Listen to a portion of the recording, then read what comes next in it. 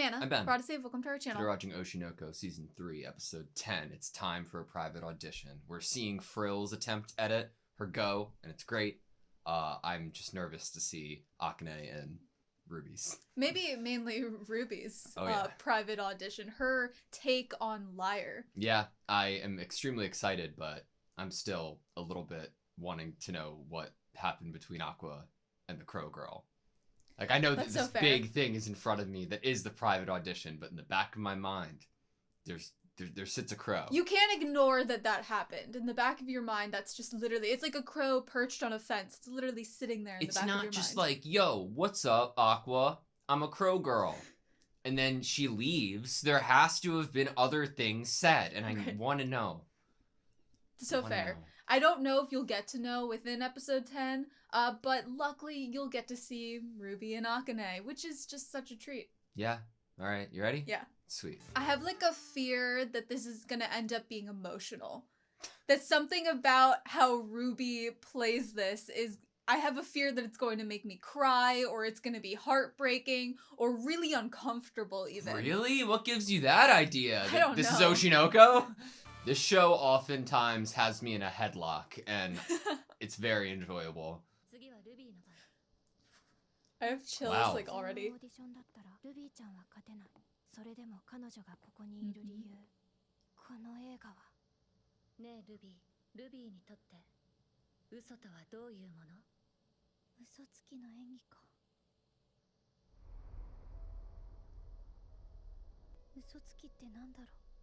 演じることは嘘に含まれる。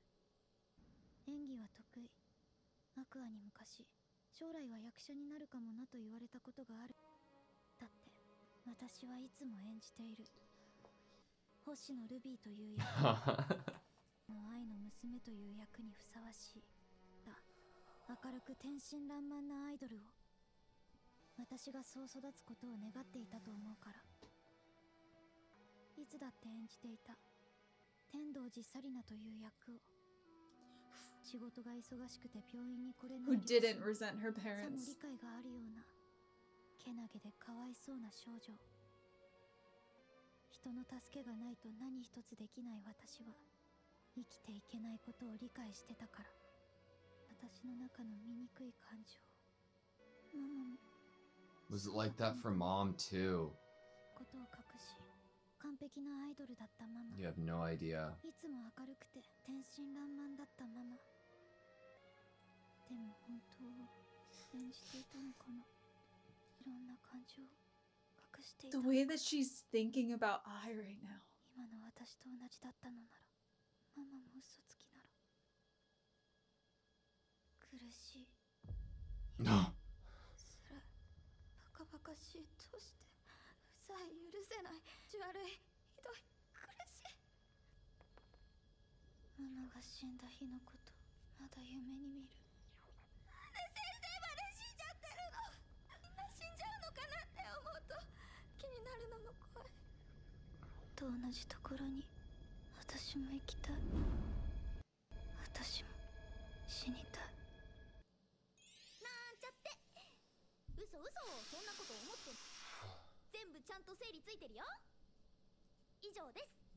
And then putting back on her Ruby act. なるほどね、黒川さん。いいと思うよ。ちゃんと稽古すれば全然いけると思うな。演技に厳しいな。じゃあ、でもそれを受けてやらせてもらうね。 Oh my god, okay. Okay, how are you How gonna is this do this? gonna hit?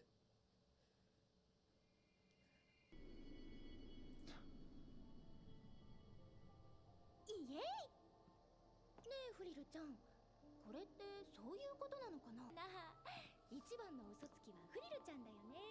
最初からこの役、ルビーにやらせたかったんでしょ。 That was the hidden motivation? 候補の私を下ろすためにこんなことしてるんだ。どういうこと？このオーディションって星の愛役を決めるためのもの。五反田監督が取ろうとしてるのはなんでそう思うの？アクア君が考えそうなことだ。彼は見境がない。周りのすべてに恨まれても目的を果たそうとしている。アクア、今度はママでお金儲けしようとしてるの？そういうんじゃないと思うよ。だってこの台本読んだ時びっくりしちゃったもん。こんなに悪意に満ちた台本読んだことなかったから。私もそこまでバカじゃないからさ。この映画で復讐しようとして五反田監督と一緒に。黒川さんの言う通り、この作品は星野愛さんの半生を描いた作品。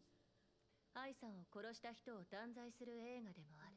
愛役の芝居によって変わると思う。 That part's up to how she Eyes act. plays it. Oh my 愛が god. 自分を殺した男を許すかどうかで全てが決まるって。愛さんの意志を演技に込められるのは誰だろう Who can best portray her will? ママの意志。そういうことなら私だと思うよ。感情の癖みたいなのも掴んでる。十分に表現できると思う。経験のルビーちゃんに私よりいい演技できると思う。 What do you think? でもわかるのは私しかいない。ママの苦しみはわからない。先生の仇を取るのは私だよ。私じゃなきゃダメでしょ。私がやるべきだ。考えに乗るのは正直尺だし、さっきまで負けてもしょうがないよなって思ってたけど、今は違う。私が勝つまでやる。みんなに納得してもらえるまできれやるから。気まずい。仮にも一度は姉と慕ってくれたカンも母親を殺された当事者。そんな子の前の方が母親を理解してるなんて言い続けられるほど私メンタル太くないよ。化するなら愛役じゃなくてもいいんだから。 Yeah, you just その言葉が聞きたかったのがあればどんな稽古も乗り越えられるよ。姉ちゃんみたいなこと言って切り上げたい。 I don't know. さあやろう。 she deserves a battle though. Have Ruby feel like she deserves it. オーディションは全員が納得するまで続き、黒川さんの演技が精細さを欠き、私がもともとルビー推しだったのもあって、 They're basically training Ruby right Yeah. now. ルビーの通過で合意することになった。 And they both did. Oh my god, they did so much to train her. 私頑張るね。オーディションに大人を挟む理由がよくわかった。やるたびにどんどん演技が良くなって、ここはどこにでもいるもんだな。代わりに他の役を打診しよう。そうすれば目的は果たせる。アクア君の思い通りになんかさせたりしない。終わったのか。Oh. Oh. 久しぶり。もう私に関わらないんじゃなかったの？つもりだったんだけどな。キャスティング権はないんだから仕方がない。って言うなら私も協力する。がそれ以上のことを一人でするつもりなら私が止める。そうか。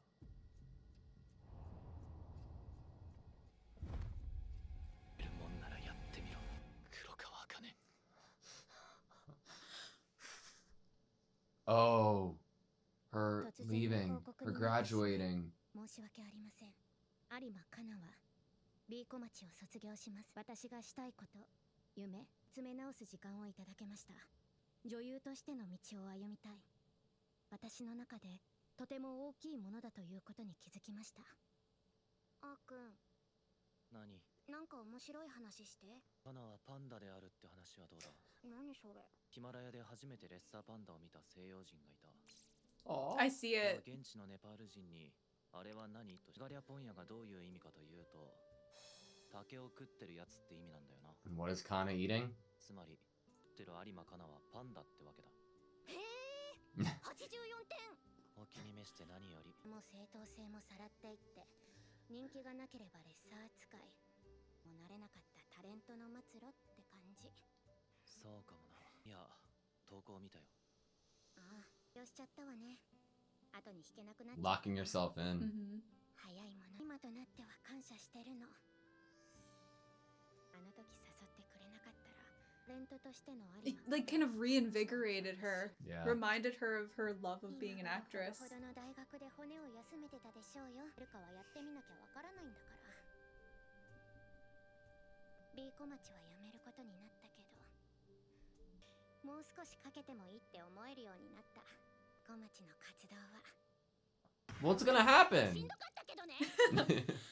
だいぶ救われてたのよ。の賭けに勝って立派なパンダになってみせる。 Yeah. レッサーなんて呼ばせない。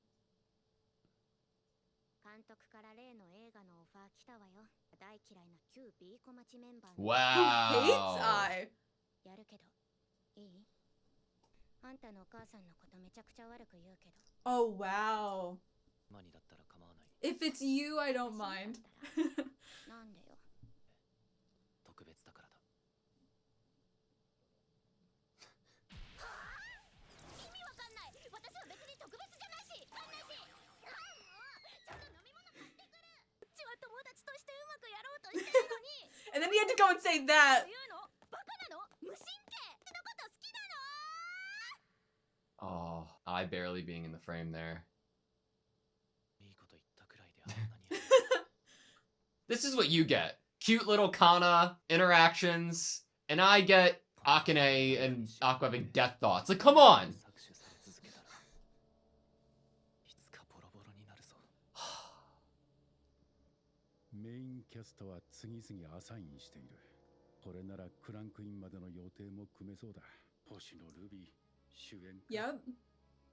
黒川茜をメインに起用できなかったのは If he knew about the private audition. なければ OK Huh. の意味ではないだろうな。何やら思惑がありそうだし、察しがつくけれど、断罪か復讐かそれ以上の。彼女には立派な客寄せパンダに。 How are you gonna do it? I love the same language. Marquee attraction. Yeah. Crows.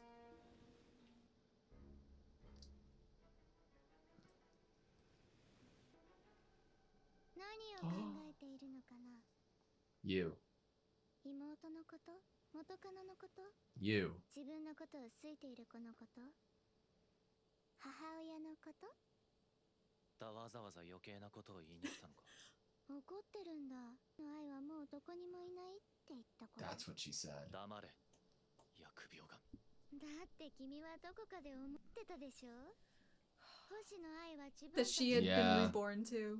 生まれ変わってどこかで幸せに暮らしてるかもって。違うよ。の物語はあの時あの場所で In the 完全に prologue. 確実に終わったの。 To be able to know that makes her a deity. 星と海に帰っていった。二度と再形成されることはない。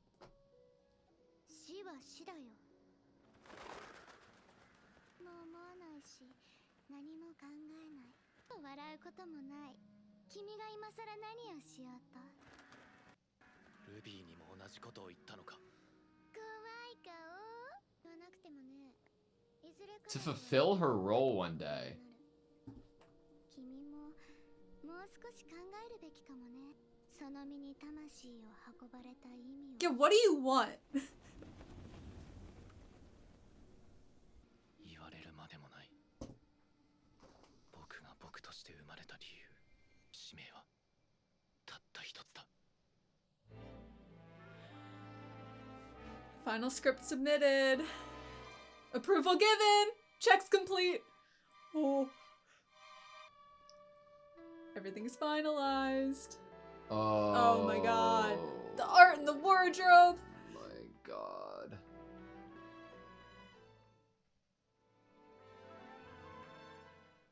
It begins. Can you read that malice, Ruby? 少年兵、私たちの父親。 Oh, Aqua basically being outside the door. She'll come to fulfill her role someday. Right now, she's gonna be fulfilling her role in joining Aqua's games. Yeah, but what is the implied role of Aqua then? Because it wouldn't be necessarily what he thinks his role would be. It would be something more, you know, objective or like What does this crow written in girl stone. want? What is the motivations of a godlike character? She's talking to him as if like his role, like the reason that he was to be reincarnated is for something to happen, for a role to be filled, right? For fate to be fated. And that isn't on its current path. Maybe because such beautiful, bright stars are being extinguished too early. And so we need to get rid of Hikaru Kamiki. No, because like that is the path that he's on currently. But he's more like kind of tunnel vision on it being because of I and revenge for I, but not the idea of the talent, the entertainment talent being extinguished. That idea of like a goddess for entertainers. Mm. なんとまあつまりお母さんは女だったんだよねになれなかった男が好きでだからかな私を迎えに来てくれないのは違うお母さんが私を迎えに来てお母さんが私をお母さん汗すごいわよあんた休めてるただでさえ引っ張りだこでスケジュールもパンパンでしょ調整してあるからつまり今は全然休めてないってことか頑張りすぎちゃダメよなんて言葉は Can't tell her not to after reading it に邪魔されたくない追い詰めてほしいって思う移動中は意地でも目をつむりなさい Just give tips, support. Wow. You wouldn't want someone to stop you. Be that support.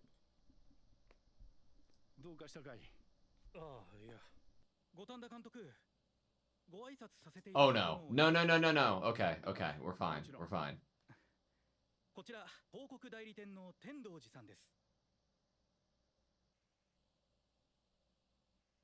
What?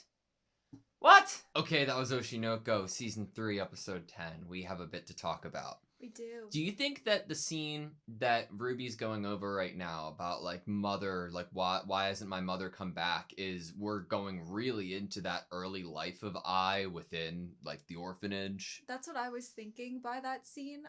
In the moment, I was trying to kind of place the context, and then that's kind of what I ended up going with, especially I feel like with how the rest of the events of the episode kind of what transpires, that's where I'm going.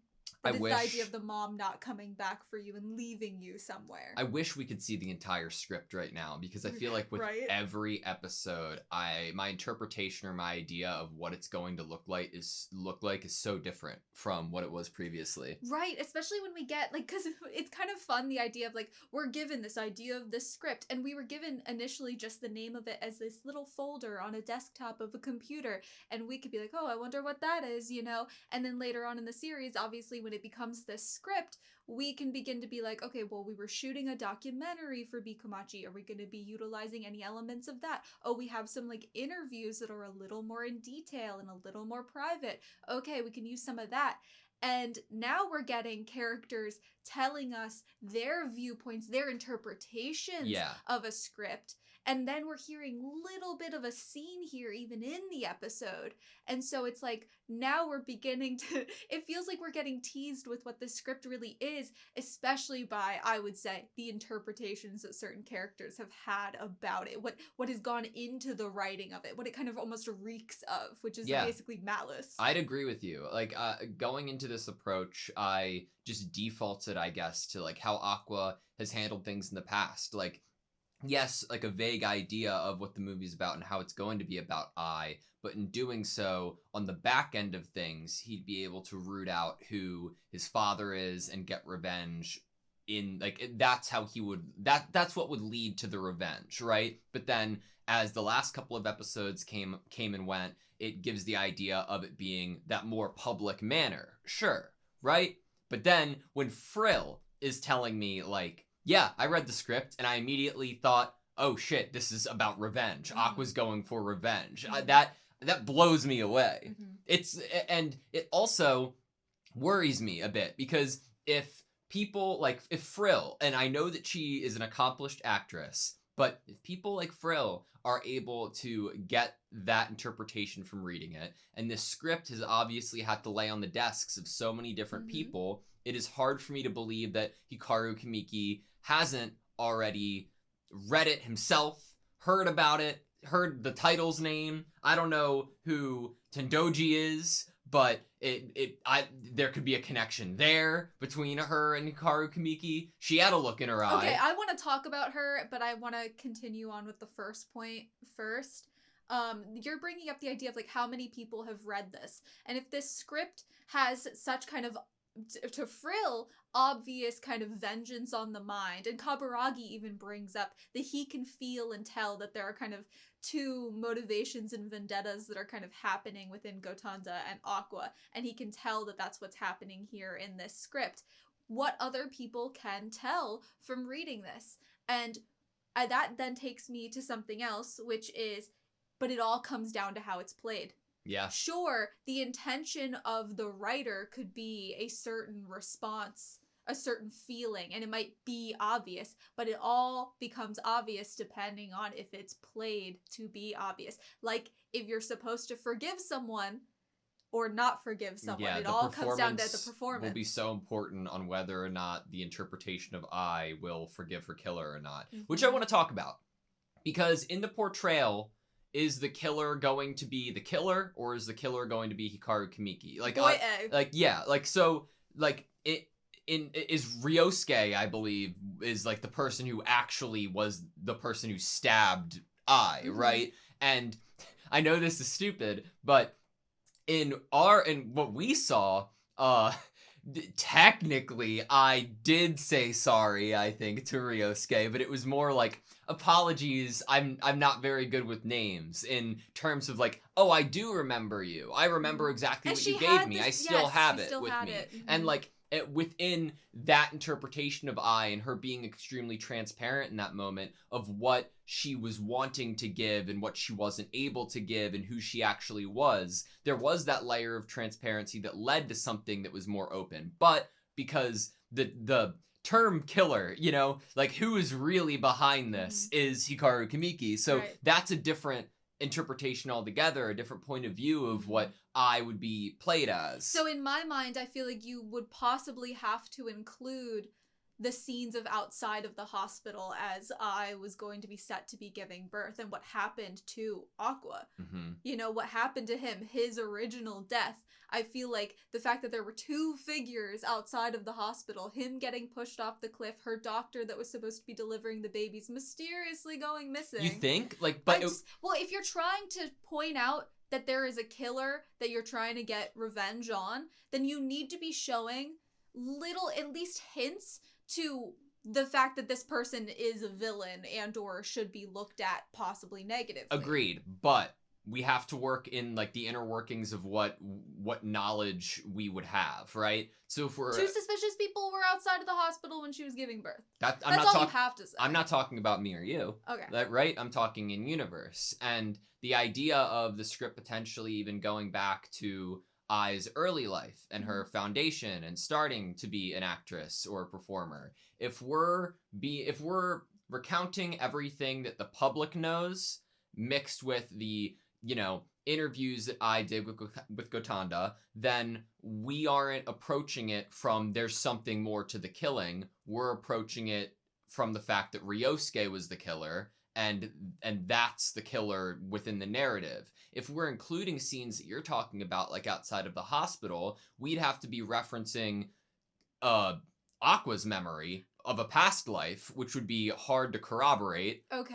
And it depends what we're actually painting the picture I think what you're talking about, and that I'm probably going to agree with, is that this is probably much more from Ai's mind, her eyes, her memories, as best we can. And I didn't know that there were two people outside of the hospital, so we're not gonna bring that up. It's much more like her personal feelings, her actual taking down the lie, what she's willing to admit, her feelings deep down, and then how do we interpret how she felt about these people, or what she was thinking, kind of moves she was making. Why'd she have multiple phones? You know, like, maybe that's more the direction the movie's actually going to take, is not any kind of bird's eye view what's happening in the world, but much more what's happening internally for her and what she's going through and actually knows about. Maybe. Like, it really depends on how we're trying to frame who the revenge is on, because are we trying to, you know how some movies that you'll watch, like, I got to show you like a year ago for the first time that movie Arrival,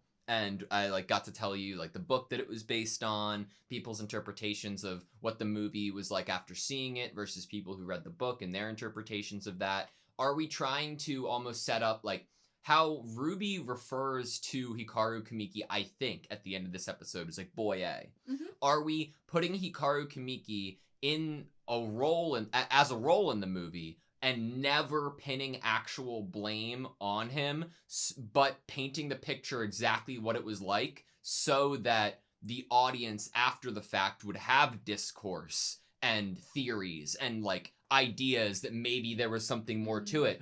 Oh And my there god, might she ended be. up having kids? Who in the movie that we got to see portrayed is most likely the dad? Who would that be in real life, And you know? who knew that she had kids that would have any ulterior motives against her? How did this guy know where her new apartment was? Mhm. You know, that kind of like the speculation that might come from not actually saying flat out, oh, this person was involved, but there's obviously going to be speculation after the fact of like whether or not someone might have been involved. I mean, you see that kind of in real life where people that something bad happens and people are like, oh, but what if someone else knew about it or was a part of it? Yeah. That happens in real life. So that could totally be what's happening is we just put him in as a character of whatever we can say for sure. We know that they met at La La La. We know that he was there. We know these certain things for sure, and we don't have to speculate about them. But then the speculation is left for the audience to be doing. Yeah, but again, we've already been there. We've been the audience, and so is Aqua, who speculated at who his father is, and we've come to the conclusion that he was already dead before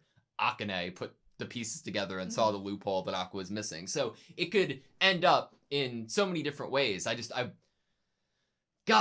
don't know how it's gonna play out. Every episode, I feel like I'm like thrown for a loop of which direction it could be going in. And now having Ruby solidified as the role of it's holy shit, man. I want to latch onto something that you said a couple minutes previously, just about the idea of who are people going to be seeing as the object of kind of who we're trying to get revenge against with the script, and you would think it would be the actual person that enacted the murder, the actual person that killed and that might be the feelings of the people that read the script or even the viewers.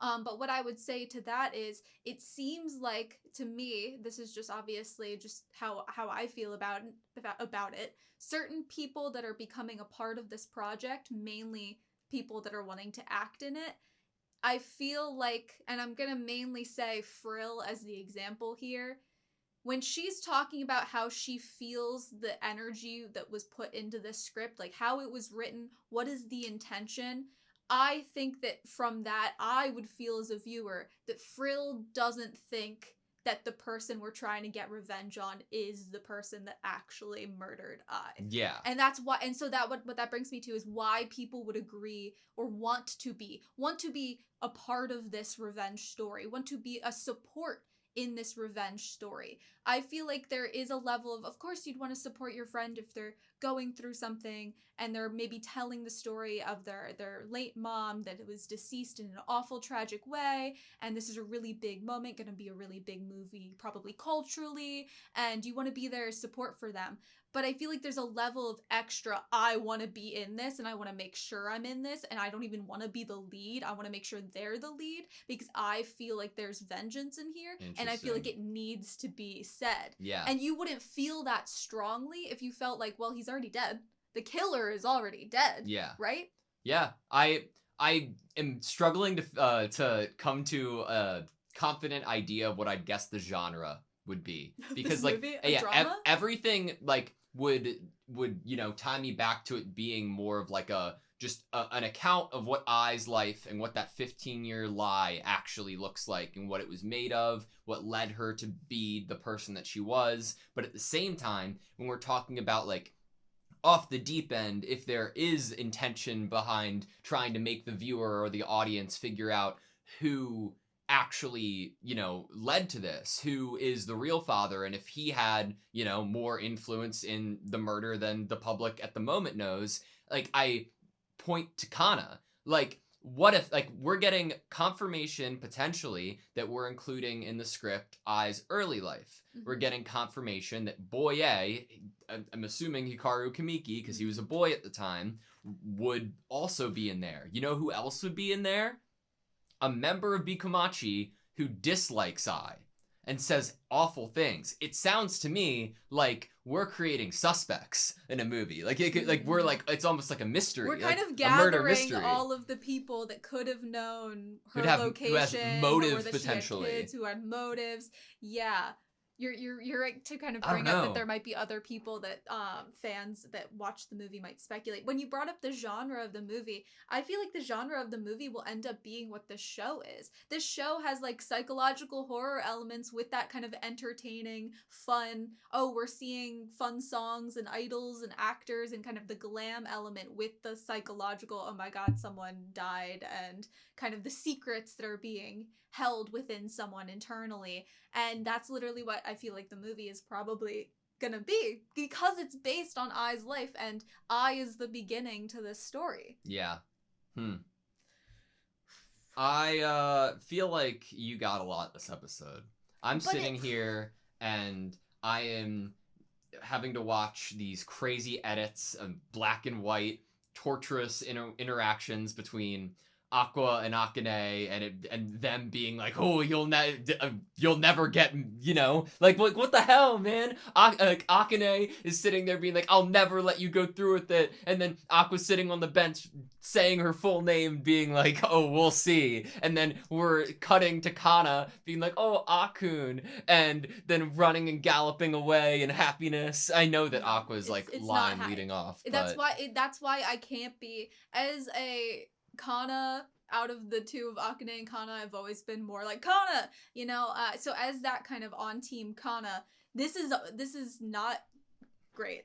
Like, obviously I love that she's happy, and what he said was in fact really smooth and had her go freaking crazy over it, which of course, like, it worked. But there's care. Like, everything was sweet and led up to it, but the ending thing that was like, if you let people like me tie you down and exploit you forever, someday you'll have nothing left to give. Like, and yes, we're acknowledging that we're exploiting her, but the idea of him saying this does show a level of care. I mean, how do you, like, that? I think this brings up a really, like, kind of complex, kind of nuanced idea of, like, when you say something to someone with the, that isn't a lie, but has the intention of manipulation and getting a certain reaction out of them. Like, when he says that that it's a good thing that it would be her playing this person that would be bad-mouthing his mother, and he would be glad that it was her that was saying these things, and that's why he's okay with it.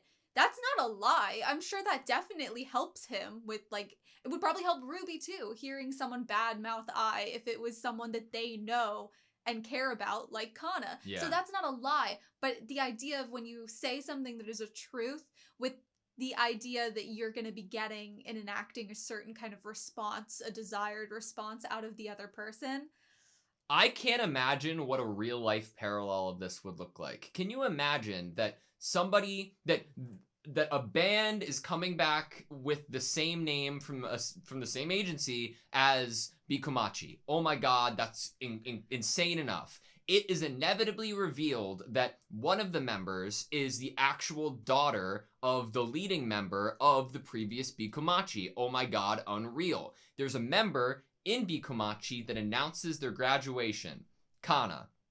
Everybody's upset. The fans are grieving. It's awful. She says that she's going to return to acting. Her first big gig after leaving Bikomachi is to be in Bikomachi, hating Ai. Like, so what good. The fuck?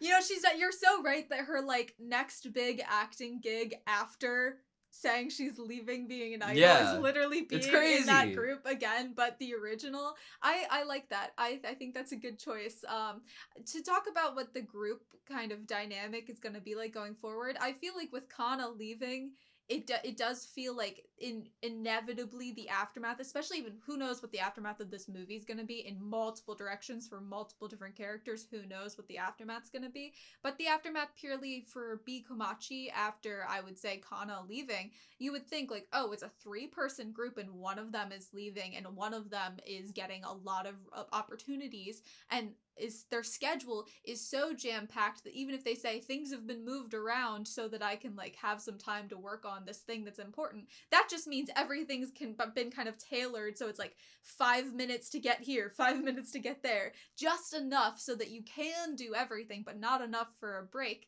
If she's so busy Ruby is, and Kana is leaving, then what that really does spell to me that, like, unless you're adding new members, Be Komachi, this second kind of attempt at it, this revival of it, is ending after this movie. It's either you're going to add a big name member or you're going to try to be getting Ruby into other acting gigs at the same time as this, because we're talking about trying to, like, up Ruby's... This could launch her. Yeah, but we're talking about before the movie comes out, trying to propel her more into a bigger name position. Which might be why her schedule is so jam-packed before we actually have this movie be made and come out. We have to make her, like you brought up, the lines were repeated again, the marquee attraction.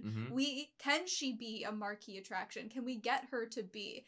And I think, obviously, as a viewer who is just optimistic about it, of course you can get Ruby to be a marquee attraction that everyone is excited to see. And of course Ruby's going to be able to pull this off.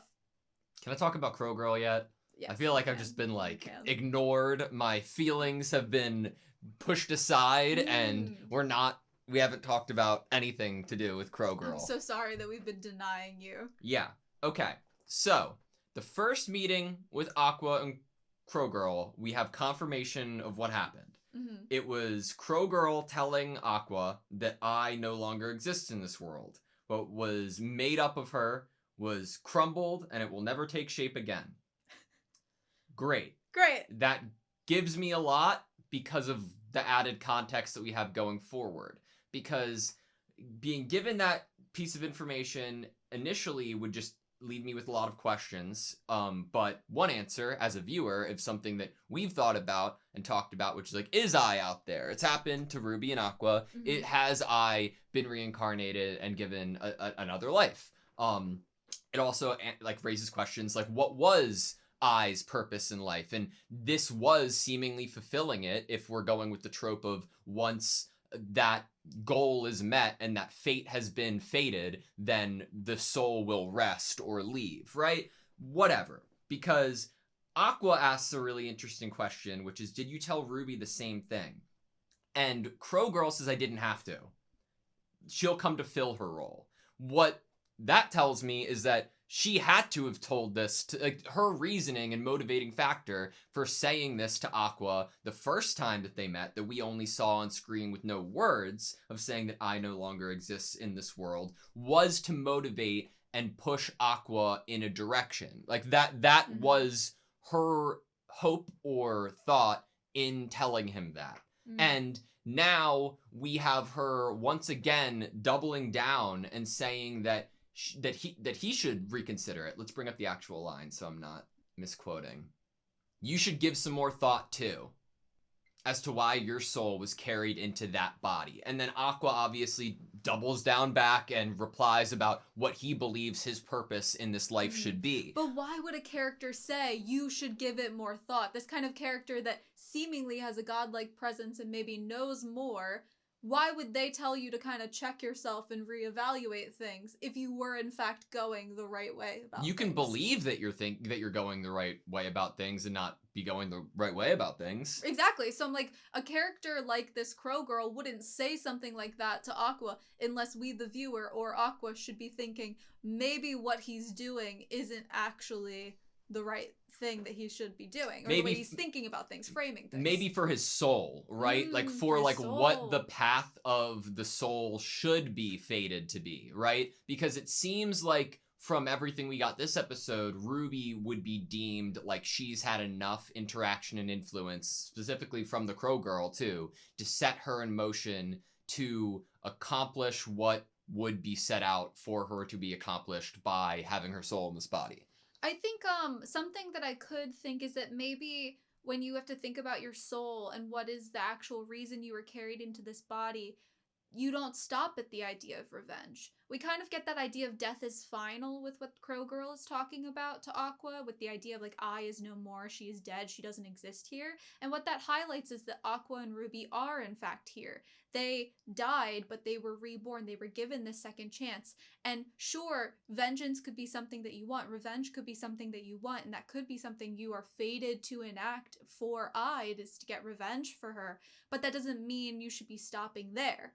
that after that you then can't live a life. Yeah, my best guess is like it's something in the category of like fulfilling like a part of yourself that needs to be filled. Like Ai's light that went out of her eyes was awful and it was devastating, but upon her death she was able to realize that her feelings towards her children were real. Mm-hmm. And that was extremely significant.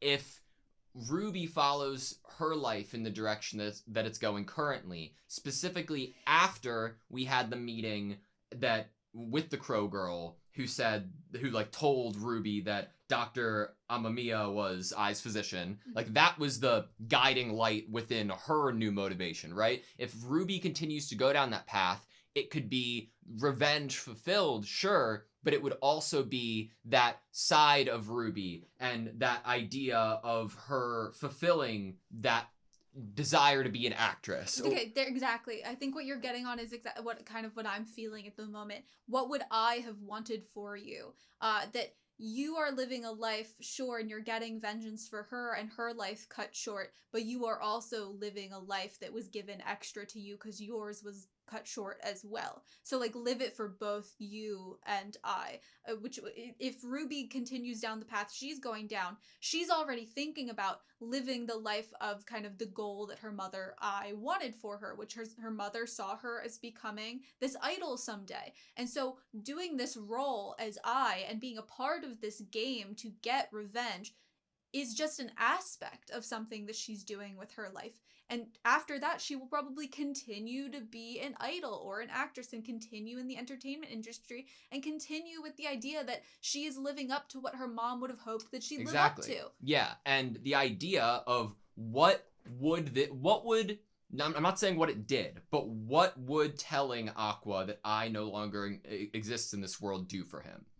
Not what it actually did for him, but what would your hope be in telling him that is the case and that's an objective fact? Like, firstly, I want to go over, like, she seems like a god, she seems like a deity. I'm pretty sure that they're ravens and not crows, so apologies, but I'm still going to crow is fun. Crows are cool. Mm-hmm.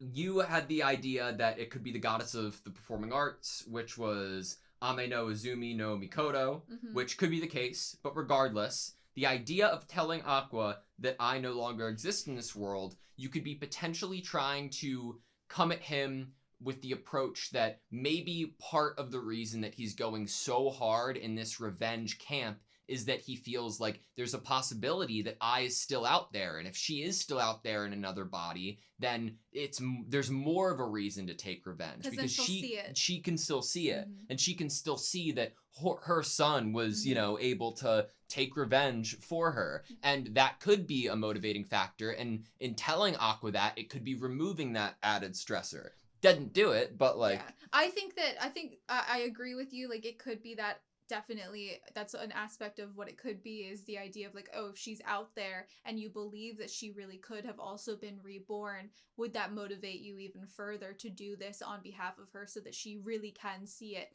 Because even if someone was dead, you do hope that they can see what you're doing, mm-hmm. and be proud of you. That's not like an uncommon feeling. But I think that another way that I feel like I'm pretty strongly taking it at the moment is the idea of don't end your life when someone is already dead. Like, what Aqua wants to do and have the lengths that he's willing to go, especially bringing up him and Akane's conversation and in this episode and what she will do to stop him. If you read this line, these ideas of death being final, I is not alive anymore, should you really be ending your own life for someone who is already dead? Like, get revenge, sure, but after that, live. Yeah. Man. That's how I'm currently taking it. That's fair. I had a couple other things that I had written down that I just wanted to point out for sure. We don't have to spend too long on any of these, but since they were written down. Akane being like, yeah, this like one of her pieces of evidence for why this script was what it was about was like, it feels like something Aqua would do, which is awesome. But more so, the fact that she was having those inner thoughts in regards to Ruby, being like, should I tell her that I am better at portraying her Did dead I mom than understand her? her mom's feelings better than Did she I did? Yeah, exactly. And then what that came out to be, like that whole private audition, I absolutely loved that it kind of came out to be that both Akane and Frill, for kind of personal reasons, inevitably ended up wanting Ruby to be the one that played that role, and therefore spent so long actually just working with Ruby to make sure that they could all actually feel good about her potential here, that she really could get to a place where she could play this role. And for Akane, her motivation for being here isn't just what Frill's is, which is probably a support of Ruby, a desire for Ruby to be the one that portrays her mother and tells her mother's story, with it being so powerful of a story. But she also wants to be here and be around to stop Aqua if she needs to. Yeah. You? Me? Like, what was my last things? Yeah, you have anything else? Just a quick, I have a couple quick things before I got into like kind of the more like emotional thing. My crow girl, not really my crow girl, but just so the quick little things is I'm happy that we get a little bit of Ruby realizing kind of what Aqua's goal actually is. It's not a cash grab what he's doing, but like through listening to Frill, it does seem like she begins to understand that it's for revenge. What is actually happening here, why Aqua has, even if she doesn't agree with the choices he's made or what he's been willing to do in the process, in the same way that Akane framed it as he's kind of willing to step over other people or put other people on the line in order to get to this goal. Even if Ruby doesn't agree with how he went about it, at least we're having a Ruby that can begin to understand why or what Aqua's kind of intentions are here. And then the other thing about Ruby and her realizations is I love that we have her realizing who her mom really was at the beginning of this episode. There's like this moment of like when you start to think of your parent as an actual person and you begin to realize, oh, my mom, she was, when we have Gotunda see her, if she was lying, if she was doing this, right? And when we have Gotunda see Ruby last episode, he's like, she's around the age I would have been, that kind of idea, that thinking. And we have Ruby in that place where she's able to view, oh my god, this is like, this might have been how my mom feels. We might be feeling somewhat similar, and I might be able to actually understand my mother as a person in that way. And I think that's really amazing. I want to join them, I want to die. That was a dark place. It was a really dark place. My other kind of soft thing is that I appreciate how Kana approached her support for Ruby, that it was realizing through her own acting and through what she'd want from other people, what she should actually be giving to Ruby here, which is after she read that script, how could she step in the way of Ruby and try to convince Ruby to slow down? What she should do, especially after reading that script and for caring about Ruby, is whatever she can offer in terms of support, like a little piece of advice, like close your eyes when you can, then she'll do that because she knows how important this is and she knows how much this means to Ruby to be in this position. Mm-hmm. Your emotional thing? My emotional thing, I don't even know if it's emotional, but I joked about it being my crow girl, is Tendoji at the end. She looks, it was quick, but my mind went, she looks like Serena's mom. Okay. And why I go there. What? Do you not see it?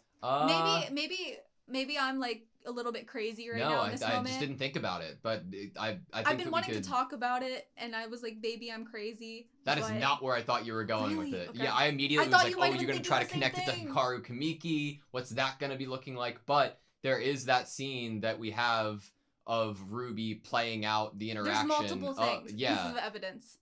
And I would like to go back and see Ruby's memory of Serena's mom. Remember that, like, lots of years have passed. So these are, like, the two of them pulled up next to each other. It's very interesting that we don't see her mom's eyes in the flashback. So my kind of pieces of latching onto this as, okay, why introduce this character as someone kind of like big and important to introduce at the end? Where Start it with feels how emotional? it could be her. Like, How what evidence would the... Because I think there's one thing. Well, Serena's parents were really busy, and I believe that she was at the hospital she was in because of the, like, mountain air being good, you know, and not because her parents lived in that area. Agreed. And so they might have been workaholics. And I think that that's about all we'd have to go off of in terms of evidence that isn't just, like, a narrative idea that could be a really interesting thing to add in here. So I'd take it away. So then, obviously, because of the fact that when we have Ruby, she's acting a scene as Ai, putting herself in Ai's shoes. And so who she views as Ai's mom, supposedly in this scene, is her own mom. Like her original mom, Serena's mom in this scene. And so when we get that, okay, I'm latching onto that because, oh, wow, we got that. That was really big. And why I latch onto that is just the idea of, it made me start thinking like, oh, right. Like, think about it. You were reborn into this world and your family is still alive, your original family. Like, Aqua doesn't have that same attachment in terms of, like, his family from his original life as Dr. Amamiya. He doesn't have that. And I think, too, the idea of if you were reborn and your parents were maybe even in the same city as you in this new reborn life, would you not want to see them? And would you not possibly cross paths with them? I think you're a genius because like the idea that we had at the beginning of the episode is we're portraying even our past life as a lie because we're painting the picture of Serena as somebody who didn't resent her parents. So that being a lie obviously means, you know, so that would be fucking crazy though. I just don't. Why would she be getting involved in the script? Okay, well, my other... do you want to hear my other thing before you... Yeah. The text message that Gotunda is reading right before she walks in. Okay. I believe it's talking about the scene that Ruby might have just been acting out. Okay. Or it could allude to that, because it brings up the mother scene. So you're coming at, like, the idea of Ruby texting Gotunda, being like, can I ask you something? It's a scene about my mother. Ruby using this, like, seeing her own past and her own mother in that. It's not necessary. It's more of, like a plot, like, point that's, like, kind of writing itself in your head. Like, that's going to be taking form. Like, come on, he's reading the text. Ruby just envisioned her original mother, Serena's mother, while playing this scene out, and is now texting Gotunda about it, and then this woman walks in who has similar waves to her hair, and lots of years have passed, so of course she is going to be aged up, and her bang shape might have changed. She could do a new hairdo, whatever. I love your answers to those questions. What's the answer to why she is getting involved now? She's from the advertising agency. They'd come last, right? Wouldn't you think that once everyone's on board and everything's finalized, then you would go to the advertising? So it's, in your mind, it's more like coincidence that this person, that, you know, Ruby's original mom works for an advertising agency, and it's coincidence that she happens to be working on this movie, rather than she saw something within the script or promotion that would lead her to wanting a meeting with Gotunda. Is it coincidence, or is it forcing something that should happen? Like, should Ruby actually walk... If Ruby is going in a situation where she is taking out and understanding her own feelings about her mother Ai and her mother Ai's death and how her mother Ai might have felt, while also working through some of her emotions that she hadn't worked through and had ignored, and some of the lies she had played previously in her previous life, not resenting her parents, is it almost kind of fated that you have to work through those things and you can't continue to ignore them and bottle them up? I think it's an interesting theme that you're talking about, and it would be interesting to play with, but what I'm asking is if there would be any motivation that if this was her mom, that she would have, what would her intention be, like, hypothetically, from reading the script? Would she need to if she's from an advertising agency? No, I'm saying, no, she wouldn't need to. Okay. I'm saying if she did. If she did, what would it be? Yes, we're playing hypotheticals. The idea of, if you've read this script and the life goes all the way up to listing the hospital that I gave birth in, then we had a daughter who was a super fan of I, who also went to this hospital. We could feign more love than Serena felt, in terms of, like, oh, my daughter was the biggest fan and we were always supporting there and always there at the hospital, or the opposite direction of it. I don't know. I'm trying to figure it out with you. You could, okay, so I think that my daughter was a big fan, could totally 100% be a motivation if you saw this cross your desk and some other agent from the advertising company could have been the one that went and was a part of this project, but you decided to do it instead. If we have the idea that Serena, Ruby, is pretending that she didn't resent her parents, then her parents could in fact also be feeling some sort of negative emotion about themselves, That's like true. regret. And so if you are viewing, this story just came out on the news of an idol that was taken far too young, whose life was ended far too young, and that in fact was the idol that your daughter, who died far too young, was a huge fan of, would you not possibly, like, feel connected to that kind of story that was coming out, that project that you could be a part of and working on? I like that. That's a little bit less dark than where my mind went doing initially. something because your mom, so Ruby acting because her mom, or being an idol because her mom wanted her to be an idol. Wouldn't your daughter Serena want you to be a part of this movie that was talking about her favorite idol of all time? Yeah, I like that. I was like, my mind for some reason first went to using it, like in the same way of, like, you know, them not being there for her, that they didn't come to terms with regret and feeling like they wish they could have done more or spent more time with her, and just being like, oh, we have ties there, how can I get involved here? But I like the way that you're painting the picture. Just the idea of, I think it just brings up the idea, the theme of death, and if someone's truly dead, how do the people that are still alive view them? It even takes me back to Aqua and Ruby's initial kind of fight when Ruby is mad at him about his choice of revealing the story of the fact that they're the biological kids of I, and she's like, what would mom think about it, you know? And Aqua has a different kind of idea or feeling of what I from beyond the grave would feel about the choices that he was making. And I think that just, this whole idea or theme of, like, whether you view that someone could be reborn still on this earth or they are in fact dead, how do you view your loved ones that have passed on? Are you living your life wondering what they're thinking about your actions? Are you living your life feeling like you're giving some sort of atonement or trying to do something for them to make them happy, whether they're reborn or not? I have, like, my notes from the initial prologue in front of me, and I'm like, man, if we fucking got Serena's second name and we're just, like, blanking on it, and it's so obviously her mother right here. Well, Tendoji could be her first name. Tendoji. I know. But, like, I'm... Like, you're so right. Damn. That's an interesting concept. I had just immediately went Hikaru Kamiki, because that's just, like... So you thought it was a plant. A plant? His mother? I don't know. But, like something, but that is such an interesting concept. So that was my Crow girl. Yeah. Yep. Could be ravens. Man, I've met a raven before. I would have been doing such a disservice to that raven. I think his name was Carl. You met a raven named Carl? Yeah. Who named it? I don't know. Good question.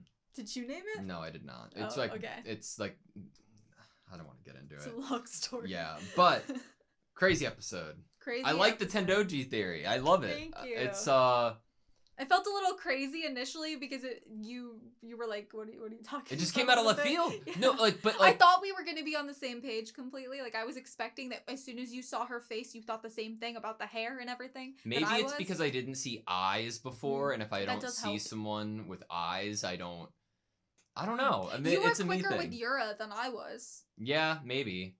No, I don't know. You were definitely quicker with thinking that it was Hikaru Kamiki next to Yura. Oh, well, and, like, yeah. But I don't know. The interesting concept. I think that what sells it for me the most is, like, I had said it during the episode, I believe, but this show fucking, like, has me in a headlock, and I love it to death. Like, the pain and fucked up shit and the focus on emotions and how to break them and how to hurt them and twist them and pull them in different directions, that lends itself so well to the concept of Serena's mother coming back into play in this regard, especially because there's evidence narratively of Ruby referencing it in this episode twice, at the beginning and the end is when we see this character. We're just gonna have Ruby and Aqua working through all of their parent stuff at the same time. Obviously, that means Hikaru Kamiki and I, but also Serena's parents. It's all gonna be thinking about your parents and working through all of that at the same time, which opens up the question, well, to work on that, would Ruby be doing that just through acting as I, or would she in fact ever cross paths? Yeah.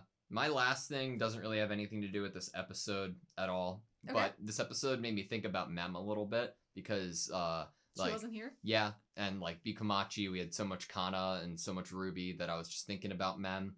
And it's so crazy to think, like, in hindsight, that when, you know, we have Aqua sitting there in the classroom and we're trying to get an idea and conjure up like a character for Akane, and Aqua's just describing the type of girl he likes, that Mem was the person who was like, that sounds like I. Yeah, and she like, was showing her age a little bit. Yeah, but like, it's so crazy to think about that. Like that was such a pivotal moment, and it stemmed from fucking Mem, bro. I love Mem. I love Mem too. I love Akane. I had chills so much in this episode. Me too. That's the last thing I'm gonna say is just the beginning of this episode. I think I had chills for like 5 minutes straight. I feel like I could often, even like a day or two after watching this episode, I feel like I could sit here and talk with you about it for probably upwards of like 3 hours. And like, it would probably be a lot of nonsense. Don't tempt me. But it is one of my favorite things to do, is to talk about Oshi No Ko. Agreed. All right, you good? Yep. Thank you guys so much for watching this video. We are now going to stop talking about Oshi No Ko. We're not lying this time. Because whatever. Thank you guys so much for this video. Okay. Bye. This isn't going well.